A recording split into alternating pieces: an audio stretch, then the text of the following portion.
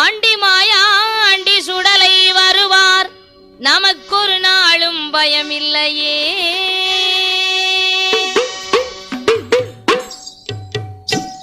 ஆதி கைலாசத்திலே பகவான் பார்வதி இருவரும் சிறப்பாக வாழ்ந்து வருகிறார்கள். சரி. கிண்ணர், வெம்புருடர், கிரீட வித்யாதரர் அனைவரும் புடைசூழ கைலாசத்திலே குலுவிருக்கின்றார் கரை கண்ட சிவபெருமான். 7-14 லோகமும் படைத்து எறும்புகடை யானை முதல் 84 லட்சம் சிவராஜிகளையும் படைத்து கல்லினுள் தேரி வரை கற்குழியில் குழந்தை வரை படைத்து விட்ட மனுக்களுக்கு படியளக்க வேண்டுமென்று சிவபெருமான் திறந்தோறும் பூலோக மக்களுக்கு படியளக்க வருகிறார். அன்று பகவான் பார்வதி இடத்திலே, பெண்ணே பார்வதி, என்னங்க நான் படைத்த மனுக்களுக்கு படியளக்க போகிறேன், நான் வருவரைக்கு இந்த கைலாசத்திலே நீ இருப்பாயாக என்று பகவான் பார்வதி இடத்திலே சொல்லிவிட்டு பூலோக மக்களுக்கு எப்படி படியளந்து வருகிறார். நாளி நல்ல தினை எடுத்து, நாளி நல்ல தினை எடுத்து, நாளி நல்ல தினை எடுத்து, தினை எடுத்து, நாளி நல்ல தினை எடுத்து, பகவான் நாடு எங்கும் படியளந்தார், படியளந்தார், நாடு எங்கும் படியளந்தார், படியளந்தார், நாடு எங்கும் படியளந்தார், படியளந்தார். உரிய நல்ல தினை எடுத்து, உரிய நல்ல தினை எடுத்து, உரிய நல்ல தினை எடுத்து, பகவானும் உலகமெல்லாம் படியளந்தார், படியளந்தார், உலகமெல்லாம் படியளந்தார், படியளந்தார், அங்கே உலகமெல்லாம் படியளந்தார் பரமசிவோ, அங்கே உலகமெல்லாம் படியளந்தார் பரமசிவோ. பகவான் நாளை தினையெடுத்து நாடியெல்லாம் படியளந்தார். உரிய தினையெடுத்து உலகமெல்லாம் படியளந்து விட்டு படைத்த மனுக்களுக்கு பட்டினி இல்லாமலே படியளந்து விட்டு வருகிறார். இங்கு பார்வதி பார்த்தாள், என்ன பகவானும் தினம் தினம் பூலோகத்திலே சென்று மக்களுக்கு படியளக்க போகிறேன்னு போறாரு. இவர் படியளந்துட்டு தான் வர்றாரா, இல்ல பட்டினியா போட்டு தான் வராரா, படைத்த ஜீவன்களை பட்டினியாகத்தான் வைத்து விட்டு வருகிறாரா என்று தெரியவில்லை. இன்று நாம் பகவானை சோதிக்க வேண்டும் என்ற எண்ணம் கொண்ட பார்வதா தேவி விஸ்வபெருமாவை அழைத்து, சரி, காஞ்சிபுரம் கம்பு வெட்டி கட்டிச்சிமிழ் உண்டு பண்ணி திருக்காணி பூட்டு விட்டு கொண்டு வாரும் என்று சொன்னாள்.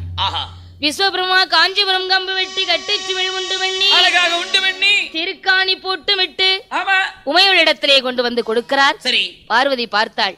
அந்த சின்ன சிமிழுக்குள்ள ஒரு சிற்றெரும்பை பிடித்து அடைத்து தன் கட்டியிருந்த சேலை தலைப்பிலே முந்தானிகளை முடிந்து எக்களுக்குள்ளே சொருகிவிட்டார். எக்களுக்குள் சொருகிக் கொண்டு பகவான் படியளக்க போன திசையை நோக்கி அமர்ந்திருக்கிறார். இன்றைக்குமே அப்படி அமர்வாட்டார். பகவானோ பூலோகத்திலே படியளந்து விட்டு கைலாசம் வந்தார். கட்டளைக்கு பார்வதியை பார்த்தார்.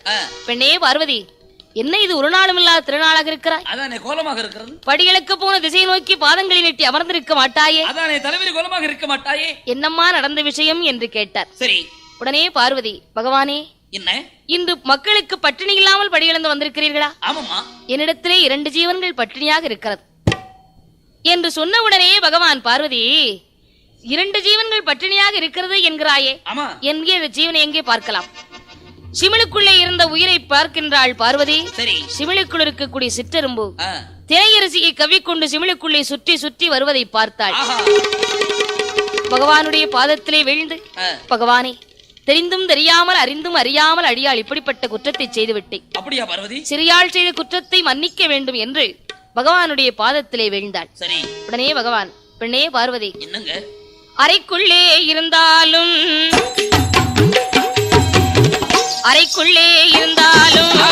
அரண் அறிய மாயம் உண்டோ, சிமிழுக்குள்ளே இருந்தாலும் சிவன் அறிய மாயம் உண்டோ என்று அந்த பகவானும் இன்னும் என்ன சொல்லுகிறார்?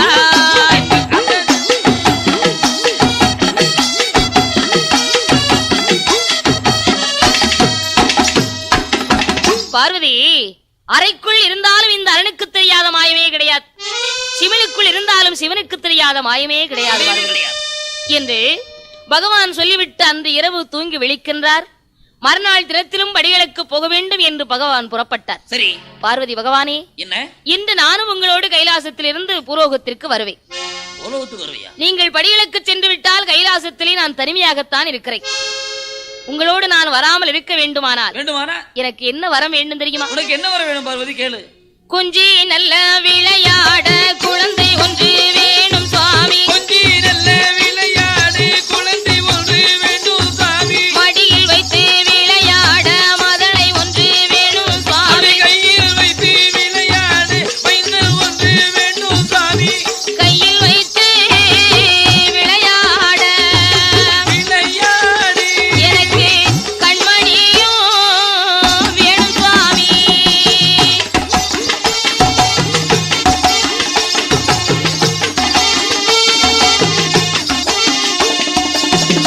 பகவானே, நான் இந்த கைலாசத்திலே இருக்க வேண்டுமானால் மடியில் வைத்து விளையாட மைந்தன் ஒன்று வேண்டும். சரி, எனக்கு பிள்ளை வர வேண்டும் பகவானே என்று பார்வதி கேட்டவுடனே, பெண்ணே பார்வதி, பகவானே உனக்கு தான் 2 குழந்தை இருக்கம்மா, அழகான குழந்தையே. மூத்த மகன் கணபதியோ தாயை போல் பெண் கேட்டு சந்திக்கு இருக்கிறான். ஆமா. இளைய மகன் வேலவன் வள்ளியை மனம் முடிந்து குரத்தனமா அலையிறான். எனக்கு 2 பிள்ளைகள் இருந்தும் பலனில்லை, இல்லாமலும் பலனில்லை. ஓஹோ. என் பக்கத்திலே இருந்து என்னோடு கொஞ்சம் விளையாடுவதற்கு குழந்தை வேண்டும். அப்படியா என்று பார்வதி கேட்டவுடனே பகவான், பார்வதி என்ன, உனக்கு இனிமேல் நான் குழந்தை வரம் கொடுத்தேனே, ஆனால் அந்த குழந்தையால் சிறுமையைத்தான் இருக்குமே தவிர உனக்கு நன்மை இருக்காது, பெருமை இருக்காது பார்வதி. ஓஹோ. என்று சொன்னவுடனே பார்வதி எப்படி இருந்தாலும் பரவாயில்லை, எனக்கு குழந்தை வரம் தான் வேண்டும் என்றாள். சரி பார்வதி, என்னங்க, கண்டிப்பா உனக்கு குழந்தை வரம் வேண்டுமா? கண்டிப்பா வேணும். கைலாசத்திலே மரகத தூணிலே 32வது தூணிலே தூண்டாத மணிவிளக்கு சுடர் விட்டு எரிகிறது. சரி, அந்த சுடர் விளக்கின் அருகிலே முந்து ஏஞ்சி தவம் செய்தால் குழந்தை வரம் கிடைக்கும் பார்வதி என்று பகவான் சொன்ன உடனே பார்வதி கைலாசத்திலே 32வது தூணிலே தூண்டாத மணிவிளக்கின் சுடர் விளக்கின் அருகிலே வந்து எப்படி தவம் இருக்கிறாள்? எப்படி தவம் இருக்கின்றாள்? ஆற்றி நல்ல மண்ணெடுத்து அரணாரை போல் உருவம் செய்தாள். சேற்றி நல்ல மண்ணெடுத்து சிவனாரை போல் உருவம் செய்து 1000 அணைவகுந்து அடுக்கடுக்காய் லிங்கம் வைத்து புலித்தோலை தான் வீரித்து கோடியாள் தான அமர்ந்தாள்.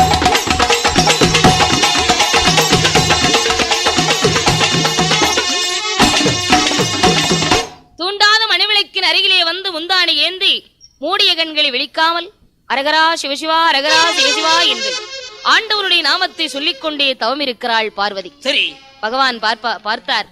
பார்வதியுடைய தவநிலையை கண்டு அவளுக்கு தெரியாமலே வந்து பின்னாடி வந்து தூண்டாத மணிவிளக்கை சிவபெருமான் தூண்டிவிட்டார்.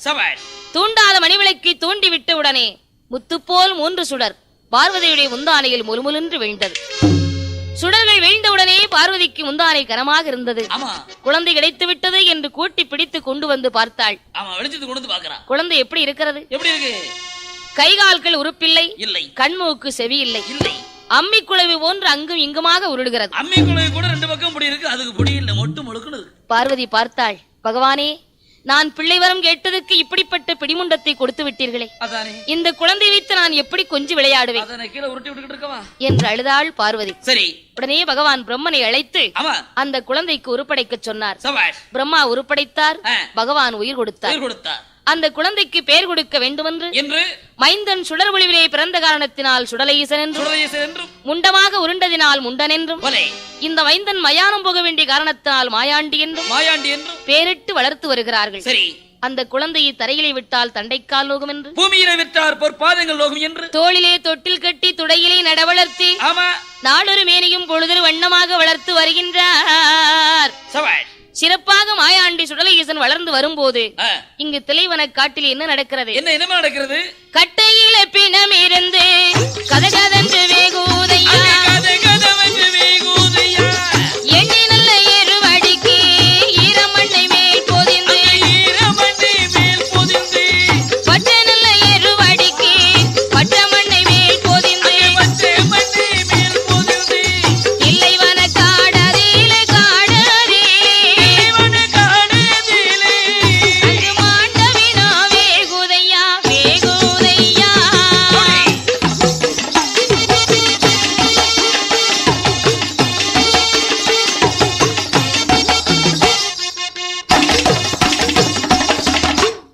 தில்லைவனக்காட்டிலே பிணமிருந்து வேகும் போது மாயாண்டி சுடலை ஈசன் பார்த்தார்.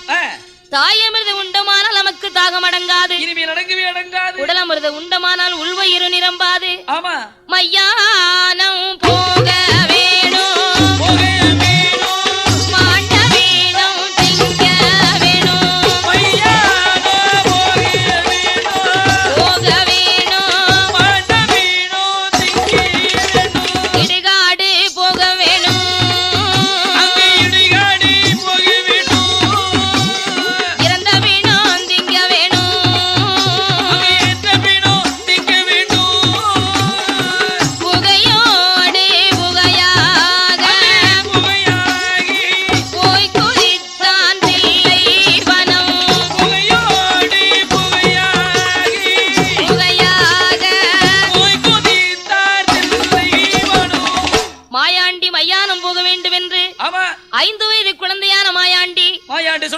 புகையோடு புகையாக தில்லைவனக்காட்டிலே வந்து மாண்டவினத்து எப்படி அருந்துகின்றார்? மூட்டத்தையே பிரித்து விட்டார், மூட்டத்தையே பிரித்து விட்டார்.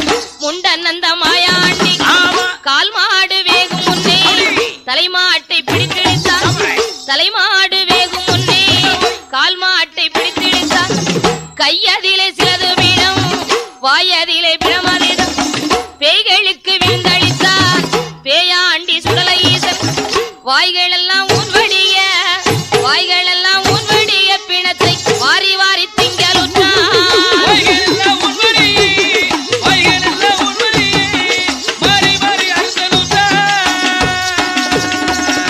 மாயாண்டி சுடலை ஈசன் கரண்டைக்கால எலும்புகளை கரும்பு என்று கடிக்கலுற்றார். முட்டாங்கால் எலும்புகளை முறுக்கு என்று கடிக்கலுற்றார். வாய்கள் எல்லாம் ஊன்வடிய பிணத்தை வாரி வாரி அருந்துகின்றார். பார்த்தார் மாயாண்டி. நாம் மாண்டு விழுந்தின்ற செய்தி தாய் தந்தையருக்கு தெரியக்கூடாது என்று முன்படுத்த பிள்ளை போலே மறுபடியும் கைலாசத்திலே வந்து சப்ரமஞ்ச கட்டிலே சயனம் செய்தார். மாண்டவிடத்தை அறிந்துவிட்டு மாயாண்டி கைலாசத்திலே வந்து தூங்கும் போது தொட்டிலில் தூங்கிக் கொண்டிருந்த மைந்தன் அடித்த குழந்தை போல் கூச்சலிட்டு புலம்புகிறார். பார்வதி பார்த்தாள், குழந்தை கண்விழித்து விட்டான் என்று ஓடோடி வந்து அந்த குழந்தையை வாரி கையிலெடுத்து வலது கண்ண முத்தமிட்டார். முத்தமிடும் போது பிள்ளையுடைய மேனி எல்லாம் என்ன அடிக்கின்றது? என்ன அடிக்கின்றது? பிள்ளை திரு மேனி எல்லாம் மேனி எல்லாம் பிணவாடை அடிக்க கண்டாள், அடிக்க கண்டாள். பிள்ளை திரு மேனி எல்லாம்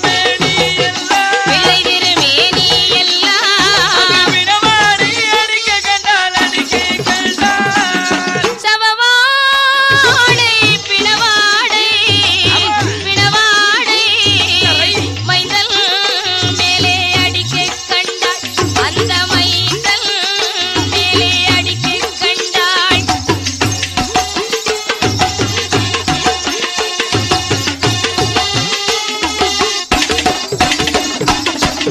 பிள்ளை மேனியெல்லாம் பிணவாடை அடிப்பதை பார்த்த பார்வதி பகவானிடத்திற்கு ஓடோடி வந்தாள். சரி பகவானே, என்னம்மா நான் பிள்ளை வரம் கேட்டதற்கு இப்படி பிணந்தண்ணியை கொடுத்து விட்டீர்களே, அதானே மைந்தன் வரம் கேட்டதற்கு மாண்ட விழுந்திங்க குடி பிள்ளையை கொடுத்து விட்டீர்களே என்று பார்வதி சொன்ன உடனே பகவான் பார்த்தார். என்ன பார்வதி, அதான் இந்த குழந்தை உனக்கு வேண்டான்னு சொன்னேனே, கேட்டியா?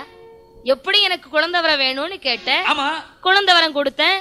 இனிமேல் நான் என்ன செய்ய முடியும்? பகவானே, இன்னும் கொஞ்ச நாளைக்கு இந்த குழந்தை இங்க இருந்துச்சுன்னா கைலாசத்திலே பிணத்தை கலந்துடுவான், மாமிசத்தை கலந்துடுவான். அவனுக்கு ஆகாரம் கிடைக்கலன்னு நம்மள கூட பிடிச்சு சாப்பிட்டுருவான். இனிமே இந்த குழந்தையை பூலோகத்துக்கு தான் அனுப்பணும், கைலாசத்துல இருக்கவே கூடாது என்று சொன்ன உடனே பகவான், மகனே மாயாண்டி, என்னப்பா நீ தில்லைவனம் சென்ற காரணத்தினாலே இந்த கைலாசத்தில் இருக்க கூடாதப்பா. அப்படியா? நீ மாமிசத்தை கலந்து விடுவாய், நீ பூலோகம்தான் போக வேண்டும். பகவானே, நான் பூலோகம் போக வேண்டுமானால் எனக்கு எக்கச்சக்கமான பலி வேணும். நீ வேணும்னா கேளு தர்றேன். எட்டாத பீடம் போட்டு ஏணி வைத்து மாலை சாற்றி, உச்சியிலே கும்பகலசம் வைத்து குச்சி மாலை சாற்றி, ஒரு கோட்டை அரிசி பொங்கி ஒரே படப்பாக போட வேண்டும். கருணை ஒருவரணி கரும்பன்றி சூலாடு சூலுப்பன்றி அத்தனை பலிகளையும் கொடுத்தால் தான் பூலோகம் போவேன் என்றார் மாயாண்டி. அப்படி பலி கொடுத்தால் தான் பூலோகம் போவேன் என்று மாயாண்டி கேட்டார். உடனே பகவானும் மகனுக்கு கேட்ட வழிகளெல்லாம் கொடுத்து பூலோகம் அனுப்பி வைக்கிறார். வனப்பேற்றி ராட்சதையை துணைக்கு அனுப்பி வைக்கின்றார். மாயாண்டி சுடலை ஈசன் பூலோகம் எங்கு வருகின்றார்? அஞ்சி குச்சி மலையாளம் மலையாளம் அதன் நடுவே கொல்லங்குட்டி கொல்லங்குட்டி அஞ்சி குச்சி மலையாளம் மலையாளம் அதன் நடுவே கொல்லங்குட்டி மலையாளம் தன்னாதிலே மங்கை பகவதி கோட்டைக்குதான் மாயாண்டி வந்தல்லவோ வந்தல்லவோ மன்னனுக்கு ஏது செய்தான் ஏது செய்தான்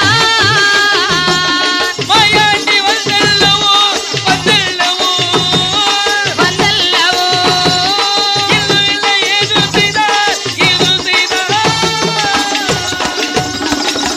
மலையாளத்திலே மங்கை பகவதியாளுடைய கோட்டைக்கு வந்து மாயாண்டி சுடலை ஈசன் நாமல் வந்த பெருமை இந்த நாடறிய வேண்டும், இந்த உலகம் அறிய தெரிய வேண்டும், மங்கை பகவதி அறிய வேண்டும் தெரிய வேண்டும் என்று எப்படி அட்டகாசம் செய்கின்றார், எப்படி மாட்டுகாசம் செய்கின்றார். போறவரை வரவரை பின்னே நின்று அடிக்கலுட்டான், வரவரை போறவரை வங்கி கொண்டு குத்தலுட்டான், சூலுக்கார பெண்களையும் சூதடியாய் அடிக்கலுட்டான், கோட்டைகளை சாய்ப்பதுவும் கொடிமரத்தை சாய்ப்பதுவும் மாட்டெலும்பு செங்கல் துண்டும் செங்கல் துண்டும் மாயாண்டி மாறி மாறி எடுத்தெறிந்தான் எடுத்தெறிந்தான் மாட்டெலும்பு செங்கல் துண்டும்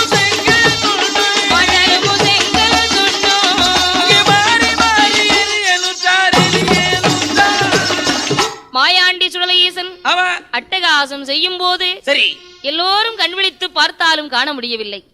ஒரு நாள் சாம நேரத்திலே மங்கை பகவதிக்கு பூஜை செய்யக்கூடிய பூஜை செய்யும் போது சிறு குழந்தையான மாயாண்டி தீபத்தட்டை பிடுங்கி செவிட்டோடு அடித்தான். பார்த்தார் வேதிகர், அம்மா பகவதி, உனக்கு நான் என்ன குறைவற்றிருக்கிறேன்? இல்லையே.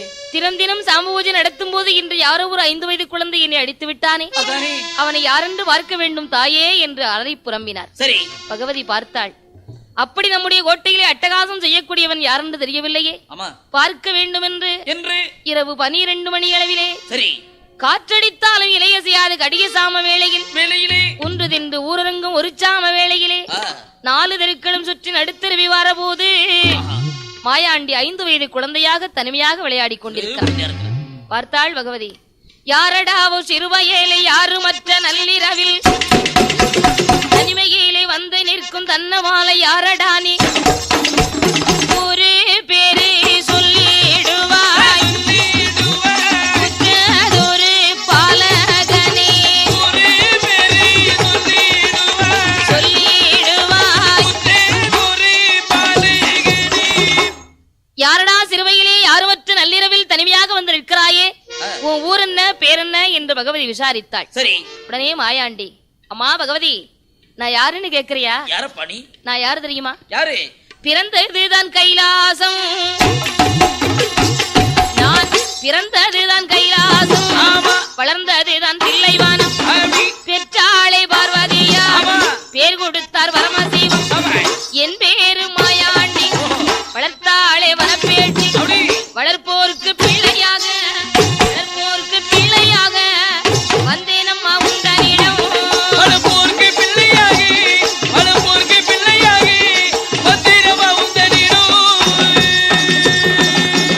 அம்மா பகவதி, நாம் பிறந்தது கைலாசம், வளர்ந்தது தில்லைவனம், பெற்றாள் பார்வதி, பேர் கொடுத்தார் பரமசிவம்.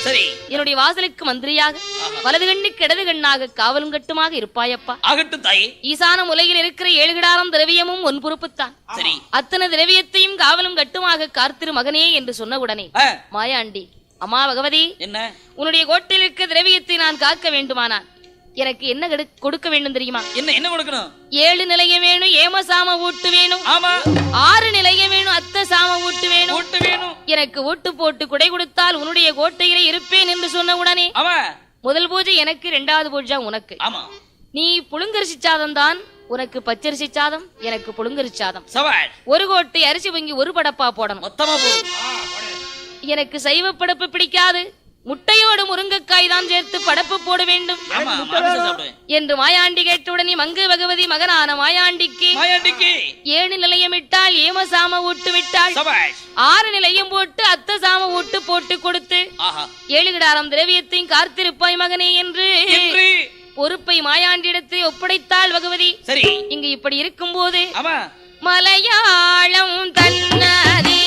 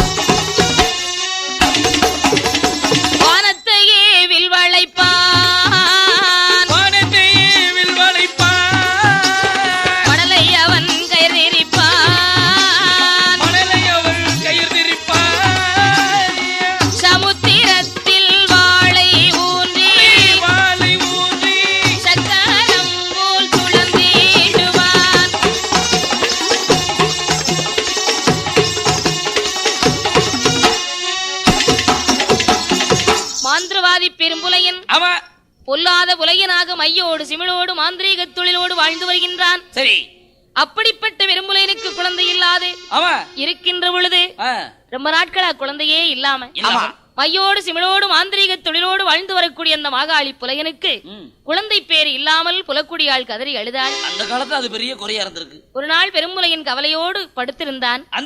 அந்த காலத்துல குழந்தைக்கு ரொம்ப தட்டுப்பாடு, இப்ப குடும்ப கட்டுப்பாடு. அங்கே ஆலமரத்தின் அடியிலே கவலையோடு படுத்திருக்கும் போது எங்கிருந்தோ ஔவையார் விரதம் இருந்த மாவுருண்டையை களவு செய்து கொண்டு வந்த காக்கை சரி பெரும்புலையின் மேலே போடுகிறது. அந்த மாவுருண்டையை கொண்டு வந்து மனைவி புலக்குடி இடத்திலே கொடுக்கிறான். மாவை அருந்திய காரணத்தால் அந்த புலக்குடியால் அன்று முதல் குளிமறந்து அருங்கிளியால் கர்ப்பமுற்று இருக்கின்றார். ஆண்டவனுடைய அருளால் 2 திங்களாக அங்கும் நோகச் சுமந்தார். இறைவனுடைய அருளாலே என்ன குழந்தையை பெற்றெடுக்கின்றாள்? அழகான பெண் குழந்தையை பெற்றெடுத்தாள். அந்த குழந்தையை நாளொரு வேணியும் பொழுதொரு வண்ணமாக அருமை விருமையாக வளர்த்து வருகிறார். வளர்த்து வரக்கூடிய அந்த குழந்தைக்கு பேர் கொடுக்க வேண்டுமென்று அந்த குழந்தை மாவிலே பிறந்த காரணத்தாலும் பெரும்புலையனுக்கு குலதெய்வம் இசைக்கியம்மன் இரண்டையும் சேர்த்து மாவுசைக்கி என்று பெயரிட்டு அழகாக வளர்த்து வருகிறார்கள். அந்த மாவுசைக்கு எப்படி வளர்ந்து வருகிறார்கள்? எப்படி வளர்ந்து வருகின்றால் மாவுசைக்கு ஒரு வயது 2 வயது உற்ற 3 வயதாச்சு 4வது வயதனை நடந்து ஓடி விளையாடி 5 நல்ல வயதாரிலே வயதரிலே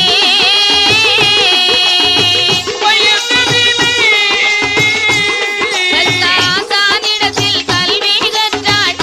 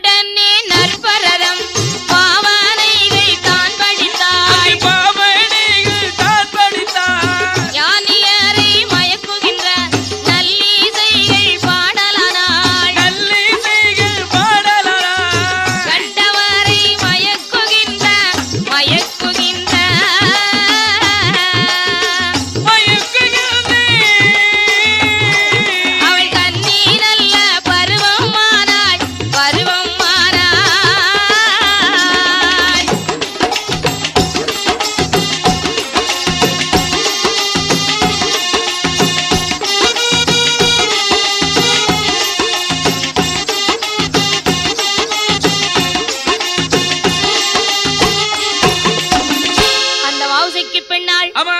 நாளொரு மேனியும் பொழுதொரு வண்ணமாக வளர்ந்து 12 வயது பருவமங்கையாக திகழ்கிறார். சரி. அழகு அழகு, அப்படி அழகு. தெய்வரம்பை வென்னார் திரு அழகெல்லாம் திரட்டி கைவருந்த வேதன் இவளை கற்பித்து விட்டானோ என்று சொல்லக்கூடிய அத்தனை அழகையும் பெற்றிருக்கிறாள் அந்த மாவுசைக்கு பெண்ணாள். புருவரண்டு கருப்பொழிய பின்னே ஒரு கருப்பும் இல்லை, தலைமுடிய கருப்பொழிய தானே ஒரு கருப்பும் இல்லை. மிகவும் அழகுள்ள பருவ பெண்ணாக திகழும் போது பெரும்புலையின் தன் மகளுடைய அழகை பார்த்து என்ன எண்ணுகின்றான்? தன்னழகு போதாது தங்க நகையால் அலங்காரம் செய்ய வேண்டும், மகளுக்கு அழகு போதாது அழகாக நகை போட்டு அலங்கரிக்க வேண்டும் எண்ணம் கொண்ட பெரும்புலையன் மனசுல நினைக்கும் போது அவன் கையில எந்த பொருளுமே கிடையாது. பணம் இருந்தால் தானே மகளை அலங்கரித்து பார்க்க முடியும். எங்காவது திரவியங்கள் இருக்கிறதா என்று அஞ்சனம் மைபோட்டு ஆராய்ந்து பார்க்க வேண்டும் என்று சிறு சுளவி எடுத்தான். சிதம்பர சக்கரத்தை வரிந்தான். அஞ்சனம் மைபோட்டு ஆராய்ந்து பார்க்க அஞ்சனம் மைபோட்டு ஆராய்ந்து பார்க்கும் போது மாயாண்டி சுடரேசனுடைய காவல் இருக்கின்ற 7 கிடாரம் திரவியத்தையும் பார்த்தான். ஆஹா, வாய்த்தா போலே வாய்த்தேருக்கு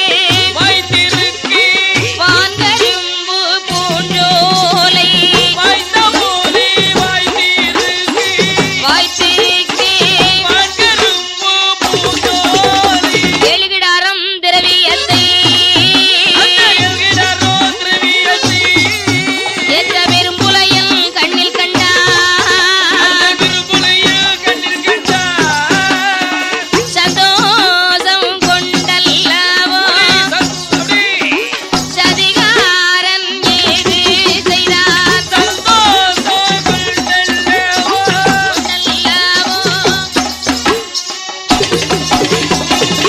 ஈசான மூலையில் இருக்கின்ற 7 கிடாரம் திரவியத்தையும் பார்த்தான் பெரும்புலையன். உடனே தன்னுடைய பூதங்கள் எல்லாம் அனுப்பி அந்த திரவியத்தை களவு செய்து வரும்படி அனுப்பி வைக்கிறார். அதன் மாதிரி அந்த பூதங்களும் அந்த திரவியத்தெல்லாம் திருடி கொண்டு ஏனோல பாடிக்கொண்டே வருகிறது. அல்லாத பூதங்கள் எல்லாம் திரவியத்தை களவு செய்து கொண்டு வருகின்றது. மாயாண்டி சுடலகேசன் காடு சுற்றி வேட்டையாடச் சென்ற பின்பு மாயாண்டி இல்லாத நேரத்திலே பூட்டை உடைத்திட்டது, பொக்குஷ பெட்டியை தூக்கிட்டது. 7 கிடாரம் திரவியத்தை தூக்கி கொண்டு ஏலோ பாடிக்கொண்டு வெறும்புலினிடத்திலே கொண்டு வந்து கொடுக்கிறது. இங்கு மாயாண்டி சுடலகேசன் வேட்டையாடி விட்டு வந்து பார்க்கின்றார். திரவியத்தை காணவில்லை, பூட்டை உடைத்திருக்கு, பொக்குஷத்தை காணவில்லை. ஓடோடி வந்தான், பகவதி இடத்திற்கு வந்தான். மாயாண்டி என்ன கேட்கிறார்? அம்மா பகவதி, மகனே, ஒரு நாளும் இல்லா திருநாளாக என்னுடைய காவல் இருந்த 7 கிடாரம் தேவியத்தையும் களவு செய்து போயிருக்கிறது. பூட்டை உடைத்து பொக்குஷத்தை தூக்கி இருக்கிறது. என்னுடைய காவல் இருக்கக்கூடிய திரவியத்தை களவெடுக்க வேண்டுமானால் அவ்வளவு தைரியம் யாருக்கு வரும்? அப்படிப்பட்ட ஆள் யார் என்பது உனக்குத்தான் தெரியும். எனக்கு இப்பவே வாழ்த்தி வரங்கொடுத்து வல்லையத்தை கையில் கொடம்மா என்று புறப்பட்டார் மாயாண்டி. பார்த்தாள் மங்கை பகவதி. மகனே மாயாண்டி, அம்மா, நம்ம திரவியத்தை களவெடுக்க வேண்டுமானால் வேற யாரும் களவெடுக்க முடியாது. அப்படி யாரா இருக்கணும் தாயே? மலையாள தேசத்திலே வாழ்ந்து வருகின்ற மாகாளி புலையன் தான் எடுத்திருப்பான். பொல்லாத புலையனப்பா மகனே, போக வேண்டாம் கண்மணியே. என் மகனே மாயாண்டி, அந்த மாந்திரவாதி பெரும்புலையன் மையோடு சிமிழோடு மாந்திரீக தொழிலோடு வாழ்ந்து வருகிறான். அப்படியா? உன்னை பார்த்தானே ஆனால் சிமிழுக்குள்ளே பிடித்து அடைத்து விடுவான். மகனே, நீ போகவே வேண்டாம். என் திரவியம் தானே போனாலும் போகட்டுமடா. என் மகனே, நீ போகவே கூடாது. சரி மகனே மாயாண்டி, வடநாடு போன அவர்கள் வருவாருண்டு போவாருண்டு, மேலாடு போனவர்கள் மேன்மை வெற்றி வருவாருண்டு, கீழாடு போனவரே கீர்த்தி வெற்றி வருவாருண்டு, தென்னாடு போனவரை மகனே திரும்பி வர பார்த்ததில்லை.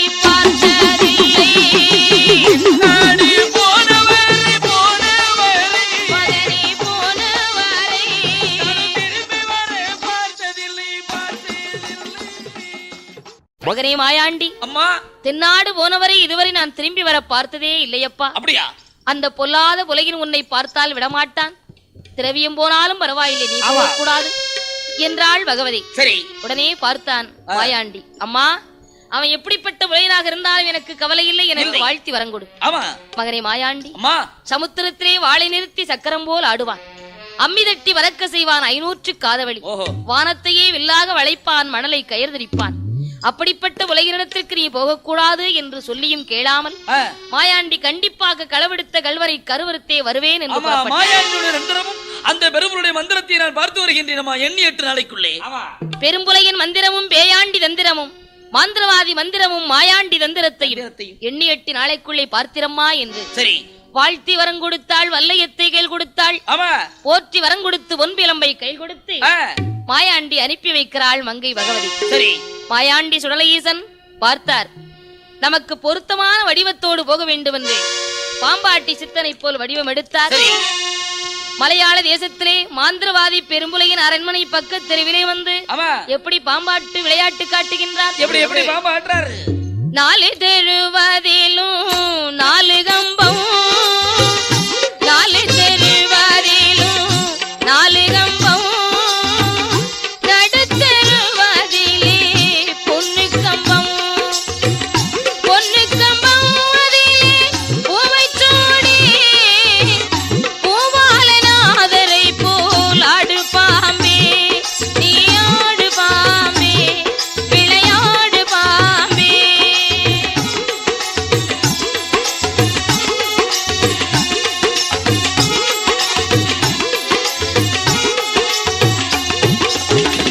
அத்தி மரத்தடியில் முட்டையிட்டு ஆவுரங்காடதிலே குன்றி பொறிச்சு குன்றிக்கு இறை தேடி போற பாம்பே, கூத்தாடி சித்தனை போல் ஆடாய் பாம்பே, நீ ஆடு பாம்பே, சுழன்றாடு பாம்பே. ஆடு பாம்பே, விளையாடு பாம்பே, நீ ஆடு பாம்பே, விளையாடு பாம்பே. மாயாண்டி சுடலையீசன் 4 தெருவிலும் 4 கம்பம் நாட்டி நடுத்தெருவில் பொன்னு கம்பம் நாட்டி 1000 முழ கம்பத்தின் மீது இருந்து பாம்பு விளையாட்டு காட்டுகிறார். சரி மாவுசைக்கு பெண்ணாளுடைய தோழி பெண்கள் எல்லாம் பாம்பு விளையாட்டை பார்த்துவிட்டு, அடியே மாவுசைக்கு, அடே அப்பா, உங்க வீட்டு பின்புறத்திலே 90 பத்து சென்ற துவண்ட கிழவன், 400 பத்து சென்ற நரைத்த கிழவன், தோலு நரம்புமாக தொங்கு தொங்கென்று இருமிக்கொண்டு 1000 முழ கம்பத்தின் மீது இருந்து பாம்பு விளையாட்டு காட்டுவதை பார்த்தால் என்ன அற்புதமாக இருக்கிறது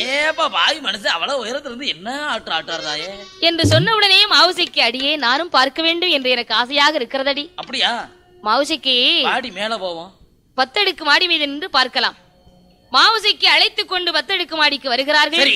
இங்கு பாம்பு விளையாட்டை பார்க்கும் போது மாவுசைக்கு மூக்கில் அணிந்திருக்கக்கூடிய வைரக்கல் ஒளிவானது மாயாண்டியுடைய முகத்திலே பட்டது. பார்த்தார் மாயாண்டி, ஆகா, திரவியத்தை களவு செய்த கல்வனை கண்டுவிட்டேன். இவள்தான் புலையின் மகள் மாவுசைக்கியா? உடனே 1000 முழ கம்பத்து விட்டு கீழே இறங்கினார்.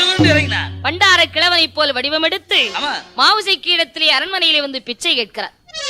மாவுசைக்கு முன்வாசலுக்கு வந்தா பின்வாசலுக்கு வர்றார், பின்வாசலுக்கு வந்தா முன்வாசலுக்கு வர்றார்.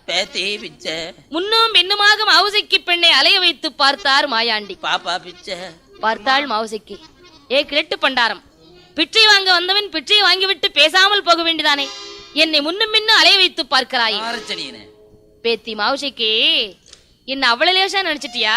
என்னதான் வந்து சென்னை வாங்கிட்டு போக வேண்டிய நாரச்சனியனே. பிச்சைக்கு நான் வரலையடி, பெண் கேட்டு வந்தேனடி,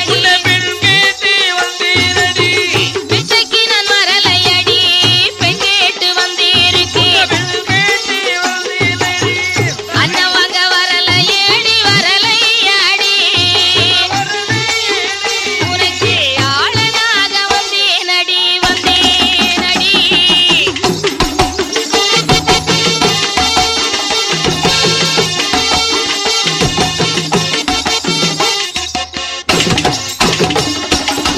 பேத்தி மாவுசைக்கு, நாம் கஞ்சு வாங்க வந்த நினைச்சிட்டியா?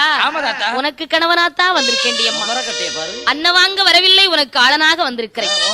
அது வேற வேண்டியதா? ஏதாத்தா தாடி நரைச்சி தள்ளாடும் காலமாச்சு, மீசையெல்லாம் நரைச்சி விடுவிடுத்த காலமாயிட்டீங்க. மீசை நரைச்சா தாத்தாவுக்கு ஆசைமா நரைச்சு, தாத்தா தாடி நரைச்சா என்ன தாத்தாவுக்கு அம்பூட்டு ஆசையும் நரைச்சா போகும். தாத்தா இவ்வளவு வயசான காலத்துல கொஞ்சம் வயசு பொண்ண கல்யாணம் பண்ண நினைக்கிறீங்களே, இது தெரியுமா? உங்க நினைப்பு தான் பொழப்பையே கெடுக்க போகுது. உன்னை பார்க்கும் போது எனக்கு ஒரு மாதிரியா வருது. தாத்தா, உங்களுக்காகத்தான் என் தகப்பன் பெரும்புலையின் 7 அறைக்கும் கீழே வச்சு வளர்க்கிறானா? யாருக்காக உங்க அப்பா இப்படி எல்லாம் வளர்க்கான்னு பார்த்தா எல்லாம் அமுக்குத்தான். மா குளிச்சது மஞ்சள் குளிச்சதெல்லாம் உங்களுக்காகத்தானா தாத்தா? தாத்தா நீங்க மரியாதை பிச்சை வாங்கிட்டு போயிடுங்க. தாத்தா போவான்னு பாக்கியா? இந்த வார்த்தை எங்க அப்பன் பெரும்புலையன் கேட்டா என்ன நடக்கும் தெரியுமா? உங்க அப்பா வந்தா என்ன சொல்லுவான்? ஈயாக பறந்தாலும் எருதுண்டம் செய்திருவான், காற்றாக பறந்தாலும் கண்டதுண்டம் செய்திருவான். தாத்தாவை பார்த்த உடனே உங்க அப்பா வாங்க மாப்பிள்ளைன்னு சொல்லுவாரு. மாமன் பெரும்புலையன் வருவான், என் மாமன் பெரும்புலையன் வருவான், இப்போ வருவான், அவன் மகளை மனம் முடித்து தருவான், அவன் மகளை மனம் முடித்து தருவான்.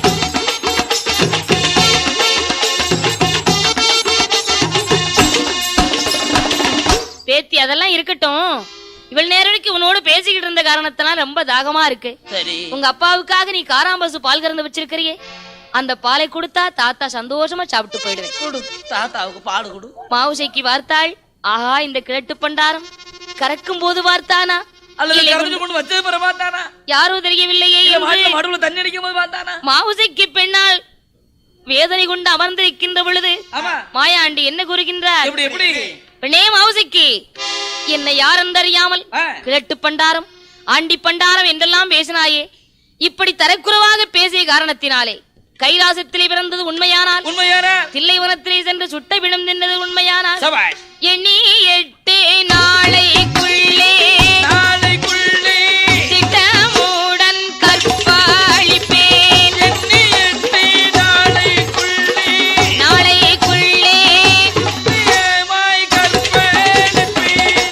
எண்ணி 8 நாளைக்குள்ளே உன்னை கற்பழிக்காவிட்டால் என் பேர் மாயாண்டி அல்ல.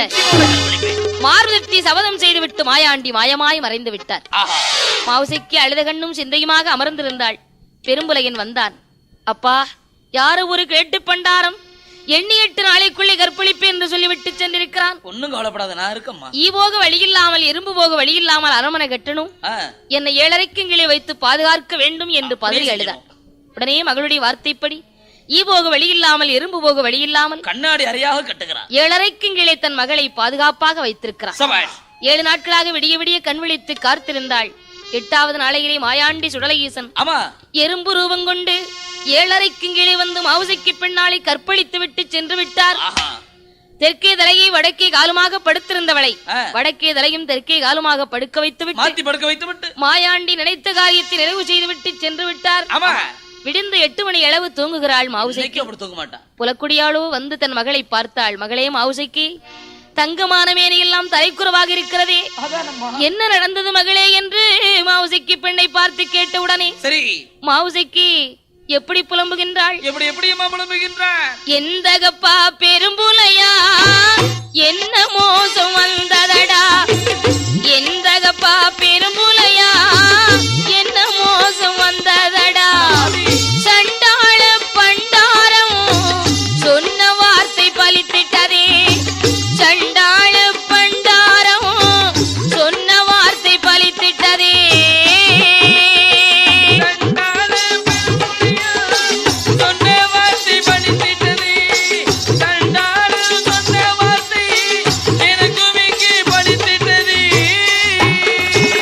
மாந்திரவாதி என்று சொல்லி மாநிலத்தில் வாழலாமா? மையதற்கு சிமிழதற்கு மண்ணை வெட்டி புதைத்தால் என்ன? தலைமகளோ கற்பொழிய தானே நீயும் வாழலாமா? உன் மகளோ கற்பொழிய உலகத்திலே வாழலாமா? உன் மகளோ கற்பழியே உலகத்திலே வாழலாமா? உன் மகளோ கற்பழியே உலகத்திலே வாழலாமா? சண்டாள எந்தகப்பா, கிழட்டு பண்டாரம் சொன்ன வார்த்தை வலித்து விட்டதே, என்ன செய்வேன்? உனக்கு மையதற்கு சிமிழதற்கு மண்ணை வெட்டி புதைத்தால் என்ன? மாந்திரீக தொழிலோடு நீ மாநிலத்தில் வாழலாமா? உன் மகளோ கற்பொழியை நீ உயிரோடு இருக்கலாமா என்று கதறி எழுதாள் மாவுசைக்கு. மாயா மந்திரவாதி பெரும்புலையன் பார்த்தான். மகளே மாவுசைக்கு, உன் தகப்ப நான் இருக்கும் போது உனக்கு எதுக்கம்மா கவலை? அது யாரென்று இப்போதே பார்த்து வருகிறேன் என்று சிறுசுளவை எடுத்தான். திருநாற்றி மேலே வரத்தினான். சிதம்பர சக்கரத்தி வணிந்தான். அஞ்சன மை போட்டு ஆராய்ந்து பார்க்கும் போது மாயாண்டி காற்றும் இல்லை கருப்பும் இல்லை காலனாக தோணுகின்றார். ஈயும் இல்லை எறும்பும் இல்லை யமனாக தோணுகின்றார். இப்படி இருக்கும் போது மாவுசைக்கு அன்று முதல் குளிமறந்து 9 மாத கர்ப்பிணியாக இருக்கிறார். இப்படி இருக்கக்கூடிய நேரத்திலே ஈத்தம்பிலா பட்டினத்தில் 7 வீட்டு மலையரசர் 8 வீட்டு மலைப்படியர் காக்காட்சி மலையிலே கண்ணாடி சோலையிலே பயிர்கள் வைத்திருக்கிறார்கள். மாயாண்டி சுடலையீசன் காடு சுற்றி வேட்டையாடி வரும்போது பார்த்தார், நமக்கு இதான் நல்ல பொருத்தமான இடம். இந்த பயிற்சி நாம் அளித்தோமே ஆனால் பெரும்புலையினிடத்திலே மகளை பழிவாங்கலாம் என்று எண்ணம் கொண்ட மாந்த மாயாண்டி பச்சவாழ பூச்சியாக பயிற்சியெல்லாம் இருக்கின்றார். குண்டுவாழ பூச்சி போல பயிரை குறுத்து வெட்டாக வெட்டுகின்றார். மதையான ரூபம் கொண்டு வாழைகளை சாய்ப்பதும் வான்கரும்பை ஒடிப்பதும் செய்யாத அட்டகாசங்கள் செய்து கொண்டிருக்கின்றார் மாயாண்டி. பழியமார்கள் எல்லாம் ஈவிலக்கு பெரும்புலையினை அழைக்க வந்தார். பெரும்புலையன், அப்பா பழியமார்களே, என்னன்னா காக்காட்சி மலையிலே கண்ணாடி சோலையிலே இறங்குமலை வெள்ளத்திலே வைத்திருக்கக்கூடிய பயிர்களுக்கு நான் ஈவிலக்க வர வேண்டுமானால் எக்கச்சக்கமான சாமான்கள் எல்லாம் வாங்கி வைத்திருங்கள். நீங்க என்னென்ன கேட்டாலும் அத்தனை வாங்கி வைக்கும். அத்தனை சாமான்களை வாங்கி வைத்து எதிர்பார்த்திருங்கள், நாளை நான் ஈவிலக்க வருகிறேன் சரி என்று பெரும்புலையன் சொல்லி அனுப்புகிறார். பழியமார்களும் சாமான்கள் வாங்கி வைத்து மலங்காவில் மாந்திரவாதி பெரும்புலையனுக்காக எதிர்பார்த்து கொண்டிருக்கிறார். இங்கு பெரும்புலையன் மலங்காவுக்கு ஈவிலக்கு புறப்படும் போது பெரும்புலையன் மனைவி புலக்குடியோ, சுவாமி நீங்கள் இன்னைக்கு போகவே கூடாது. நேற்று நான் பொல்லாத கனவு கண்டேன். நமது மகளின் நரபலி கொடுக்க கண்டேன். வெளிநாட்டை வேங்க திங்க கண்டேன். சண்டாள தேவாதி உங்களை செவிட்டோடு அடிக்க கண்டேன். நீங்கள் போக கூடாது என்று புலக்குடியால் அழுது புலம்பிய உடனே பெரும்புலையன், புலக்குடி, நீ எத்தனை சொன்னாலும் கண்டிப்பாக நான் இன்றைக்கு ஈவிலக்க போய்த்தான் ஆக வேண்டும் என்று தண்டியில் அலங்கரித்தான். வருகின்றான் மலங்காவுக்கு. மலங்காவுக்கு வந்து பெரும்புலையன் எப்படி ஈவிலக்கின்றான்? ஆமை நல்ல பலகை போட்டு அட்டகும்பம் 8 வைத்து அதற்கு தேங்காய் 10 வைத்து கண்ணி எழியாத பிள்ளை நூற்ற கதிநூலைகளை சுற்றி சிறுசுளவிலே திருநாற்றி வரிந்து சிதம்பர சக்கரைத்து வரிந்து அஞ்சனமை போட்டு பார்க்கும் போது மாயாண்டி ஆனை போலே அதருகின்றார். அங்கும் இங்கும் ஓடுகின்றார். பூனை போலே பதுங்கலுற்றார். புலிப்பாய்ச்சல் பாயலுற்றார். சிறுசுளவை தான் பிடுங்கி செவிட்டோடு அடிக்கலுற்றார்.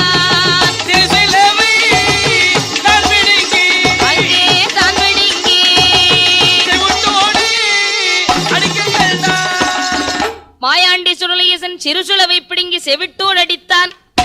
அடே பெரும்புலையா, யாரென்று தெரியாமல் நான் இருக்கக்கூடிய இடத்திற்கு நீ விளக்க வந்திருக்கிறார் என்று சிறுசுளவை பிடுங்கி செவிட்டோடு மாயாண்டி அடித்த உடனே அடிபட்ட வேதனை தாங்காமல் பெரும்புலையின் அலறியை தரையிலே சாய்ந்தார்.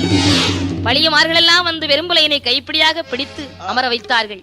பெரும்புலையன், அட சண்டாள தேவாதையே, உனக்கு என்ன வேண்டும் என்பதை வாங்கிக் கொண்டு அண்ணனும் தம்பியுமாக சந்தோஷமாக இருக்கலாமே, உனக்கு என்ன வேண்டும் என்று கேட்டார். சரி டே பெரும்புலையா, என்ன தேவாதை, நான் கேட்டதெல்லாம் கொடுத்துடுவாயா? இந்த அடர்ந்தவன காட்டுக்குள்ளே சரி எனக்கு ஊட்டு போட்டு கொடை கொடுத்தால் நீ சொன்ன கட்டளைக்கு நான் கட்டுப்படுவேன். நீ கேக்குற மாதிரி நான் ஊட்டு போட்டு கொடுக்க, நான் சொல்றது நீ கேளு. கருணை ஒருவரணி கரும்பன்றி ஒருவரணு, சூலாடு சூலுப்பன்றி பாலாடு பாலுப்பன்றி, கருங்கிடாய் செங்கிடாய் துள்ளு மரிது வளங்குட்டி, அத்தனையும் மாயாண்டிக்கு மாந்திரவாதி பெரும்புலையின் பலி கொடுத்தான். அத்தனை பலியும் ஏற்ற மாயாண்டி பெரும்புலையினை பார்த்து என்ன கூறுகின்றார்? என்ன கூறுகின்றார்? அடே பெரும்புலையா, என்ன தேவாதே, இந்த பலிகள் எல்லாம் எனக்கு ஏற்காதடா. உனக்கு என்ன வேணும்? நரபலி கொடுத்தால் தான் உடைய சிமிழுக்குள் 3.25 நாளிகைக்கு அடைபடுவேன். தேவாதையே நரபலியா? 3.25 நாளிகை கழித்து விட்டால் உன்னையே நான் மோசம் செய்வேனடா. நரபலியும் சாதாரணப்பட்ட பலி இல்ல. ஒருவனுக்கு ஒரே மகளாக இருக்க வேண்டும், தலைப்பிள்ளையாக இருக்க வேண்டும், தலைப்பிள்ளை சூலியாக இருக்க வேண்டும். அது 9 மாச கர்ப்பிணியா இருக்கணும். 5 மாசம் 6 மாசம் இருக்க கூடாது, 9 மாத கர்ப்பிணியாக இருக்க வேண்டும். 9 மாத கர்ப்பிணியை ஊட்டு போட்டு குடை கொடுத்தால் 3.25 நாளிகைக்குள் சிமிழுக்குள் அடைபடுவேன் என்று சொன்ன உடனே மாந்திரவாதி பார்த்தான். சண்டாள தேவாதையே, சாதாரணப்பட்ட பலினை எவன் தலையிலாவது கையை வச்சு இழுத்துட்டு வந்துருவானே, 9 மாத கற்பிக்கிறாய், எங்க போய் தேடுவேன்? தலைப்பிள்ளையா இருக்கணும், தலைப்பிள்ளை சூலியா இருக்கணும் கேக்குறையே, எங்க போய் தேடுவேன் என்று புலம்பும் போது என்னடா உனக்கு யோசனை? உன்மகள் இருக்கின்றாளே, அவளை கொண்டு கூட்டு போட்டு. அட சண்டாள தேவாதையை, என் மகளின் எங்கே வைத்து பார்த்தாய்? பிச்சைக்கு நான் வந்தேனடா, பெண் மகளை கண்டேனடா.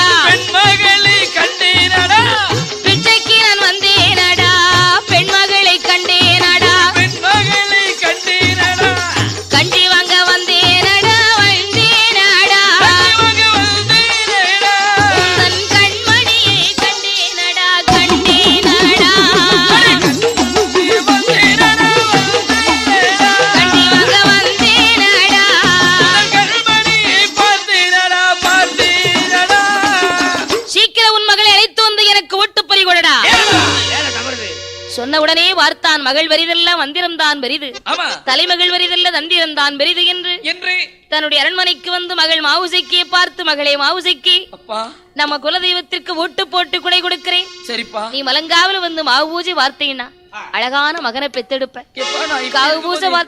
எப்படி வர முடியும்? நீ கண்மணியை பெத்தெடுப்பாய் மகளே. நான் ஈரோடுல இருக்கனே, வர முடியுமாப்பா? உனக்காகவே 7 அடுக்கு பரன் கட்டி வச்சிருக்கிறம்மா. சரி என்று அழைத்தான் பெரும்புலையன். மாவுசைக்கு காவு பூசையும் பார்க்க வேண்டாம், கண்மணியும் பிறக்க வேண்டாம், வரமாட்டேன் என்று மறுத்தாள். உடனே பெரும்புலையன், மகளே நீ காவு பூசைதான் பார்க்க வராட்டாலும் அந்த தெய்வத்தினுடைய விபூதியாவது நெற்றியில் வைத்துக் கொள்ளம்மா என்று மையெடுத்து அணிந்தான். மகள் மதிமயங்கினாள். இதோ வருகிறேன் என்று புறப்பட்டாள். வாழைத்தடி தண்டியில் அலங்கரித்து மகளை கொண்டு வந்தான். மகளை மாவுசைக்கு, நீ கீழே இருந்து பார்த்தா இந்த இதெல்லாம் தெரியாதம்மா, மேல இருந்து பாரு, உனக்காகவே பரன் கட்டி வச்சிருக்க, பரன் மீது இருந்து பாரம்மா என்று மகளை பரன் மீது அமர வைத்து விட்டு பெரும்புலை என் மகள் கைகால்களை கட்டுவதற்காக கத்தாழை நார்களிக்க வந்தான். கத்தாழை நார்களித்து வந்ததை பார்த்தவுடனே மாவுசைக்கு எப்படி புலம்புகிறான்? எந்தகப்பா சண்டாளா என்ன மோசம் செய்ய போறாய், எந்தகப்பா சண்டாளா என்ன மோசம் செய்ய போறாய், எந்த ஒரு தேவாதைக்கும் என்னை பலி கொடுக்க போறாய், எந்த ஒரு தேவாதைக்கும் என்னை பலி கொடுக்க போறாய்.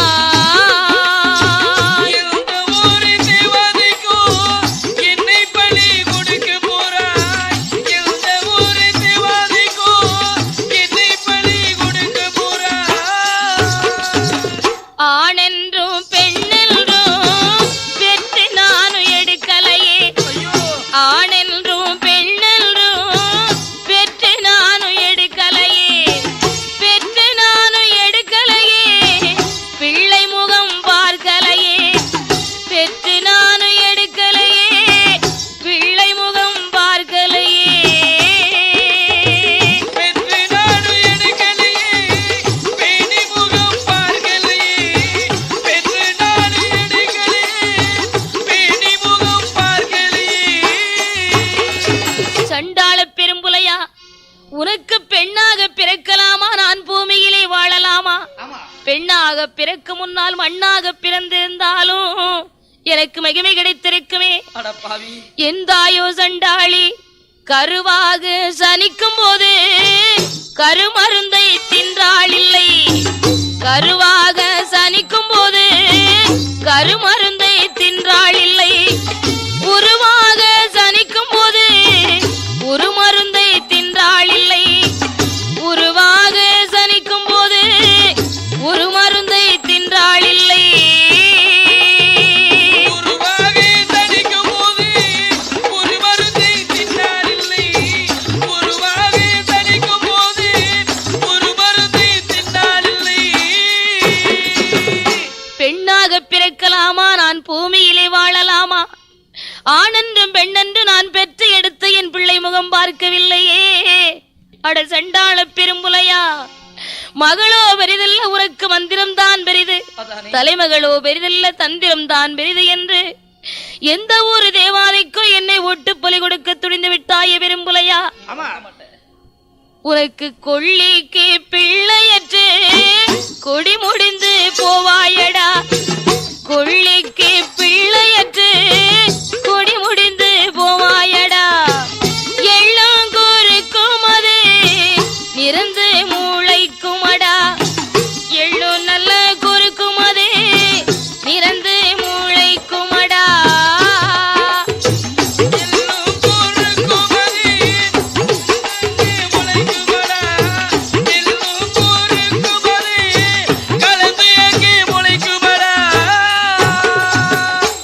கோட்டையிலே எள்ளுங்குருக்கு நிறந்து முளைக்கும், கொள்ளிக்கு பிள்ளையற்று கொடி முடிந்து போவாயடா என்று கதறி எழும்போது பெரும்புலையன் மகள் என்று கூட பார்க்காமல் கத்தாளினாரால் கைகால்களை கட்டும் போது, நேரம் தவறுகிறது நெஞ்சுகேறி பறிகொடு, வேலை தவறுகிறது உன் மகளை வெட்டி முறித்து பறிகொடு என்று சொன்ன உடனே மாந்திரவாதி பெரும்புலையன் என்ன எண்ணுகின்றான்?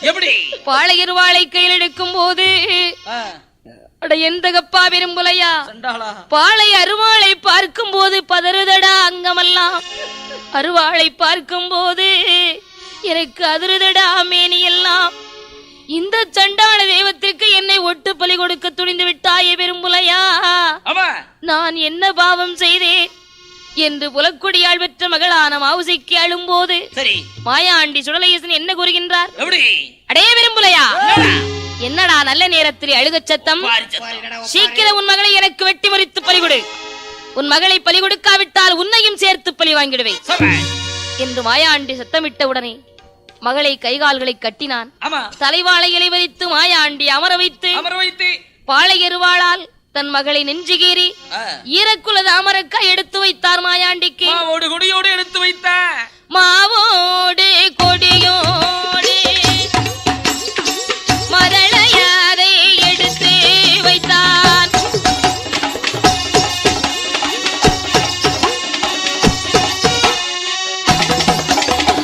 ஈரக்குல தமரக்கா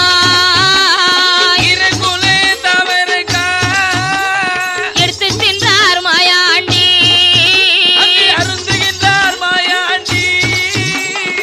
மாவுசைக்கு எங்கு பலியேற்றார் மாயாண்டி சுடலையேசன்.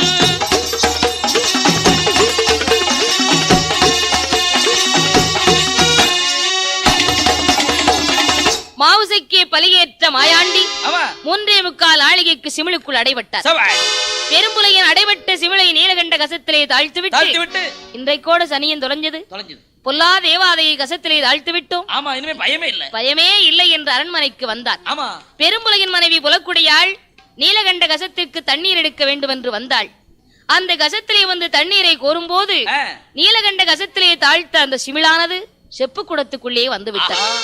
குடத்து தண்ணீரை கொண்டு வந்து அரண்மனையில இறக்கினாள். கணவனுக்கு சாதம் வைத்தாள். பெரும்புலையின் ஒரு வாய் சாதம் கூட எடுத்து சாப்பிட்டிருக்க மாட்டான். குடத்துக்குள் இருந்து செமிழானது துள்ளி எழுந்து வெளியே வந்து விழுந்தது. பார்த்தான் பெரும்புலையன், ஆஹா, சண்டாள தேவாதை இங்கு வந்து விட்டானே, இனி நான் என்ன செய்வேன் என்று பயந்து அந்த கசத்திலே எடுத்து வந்த சிமிழை கொண்டு வந்து கட்டுப்பட்டியிலே கட்டி உயரத்திலே கட்டி தூக்கினான். 3.25 நாளிகை கழித்தது. சிமிழ் அதுவும் வெடித்திட்டது. சீறி பாய்ந்தார் மாயாண்டி. பொல்லாத புலையனையும் கருவறுத்தார் மாயாண்டி. திட்டமுடன் கருவறுத்து திரவியத்தை களவு செய்த புலையனையும் கருவறுத்தார். களவு செய்த